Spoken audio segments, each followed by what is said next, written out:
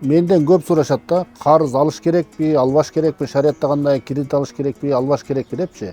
Шариятта тосулганбы карыз алыш деп ушундай көп сурайт. Карыз алса болот. Шариятта бул нерсе уруксат берилет, бирок карыздын дагы жакшысы жаманы болот да.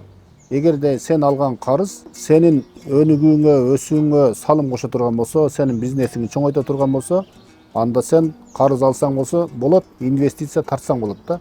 Партнер тапсаң болот. Эч бир бизнес инвестиция тартмайынча тез өнүкпөйт. Ошондуктан бул нерсе алса болот. Бирок дагы бир кредиттин түрү, же болбосо карыздын түрү буну кылганга болбойт.